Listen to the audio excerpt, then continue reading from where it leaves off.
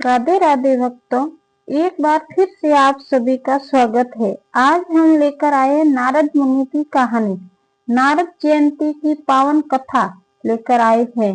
क्या हम सच में भगवान के भक्त हैं या फिर हमारी भक्ति में कहीं न कहीं अहंकार छिपा है? इस प्रेरणादायक कहानी में जानिए कैसे एक युवक को देवश्री नारद मुनि ने सिखाया कि सच्ची भक्ति क्या होती है। ये हमें बताती है कि भगवान की पूजा सिर्फ शब्दों से नहीं बल्कि मन की विनम्रता से और सच्चे स्मरण से होती है। अगर आप भी अपने जीवन में शक्ति, शांति, सुख चाहते हैं तो इस कहानी को अंत तक जरूर सुने। तो बहुत समय पहले की बात है, एक छोटे से गांव में रघु नाम का एक युवक रहता था। वो बहुत मेहनती था, लेकिन उसके मन में कहीं न कहीं एक कमी थी। उसे अपने काम और बुद्धि पर बहुत घमंड था। वो अक्सर यही कहता कि मेरे जैसा होशियार और कोई नहीं है, मैं बहुत बड़ा भक्त हूँ। गांव के लोग इसकी बात सुनकर चुप रहते, लेकिन मन ही मन सोचते कि भक्ति में घमंड नहीं करना चाहिए, विनम्रता होनी चाहिए। तो एक दिन अचानक वहां पर देव ऋषि नारद मुनि प्रकट हुए और हाथ में वीणा, मुख में नारायण नारायण नारायण जपते हुए उन्होंने रघु से पूछा, वास्तव में तुम क्या करते हो? तो रघु ने गर्व से कहा कि मैं भगवान का सबसे बड़ा भक्त हूँ।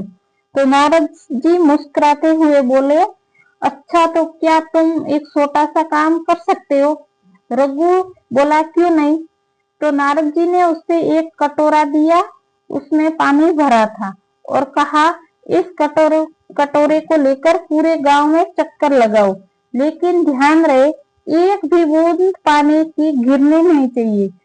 रघु ने सोचा कि ये बहुत आसान है। वो सावधानी से चलने लगा तो रास्ते में लोग मिले, आवाज आई, लेकिन उसका पूरा ध्यान सिर्फ कटोरे पर था। काफी देर बाद वो वापस आया बिना एक बूंद पानी गिराए। तो नारद जी ने पूछा, वास्तव में जब तुम गांव में चक्कर लगा रहे थे तो तुमने भगवान का नाम कितनी बार लिया? तो रघु चौंक गया और धीरे से बोला, एक बार भी नहीं, मेरा ध्यान सिर्फ पानी पर था।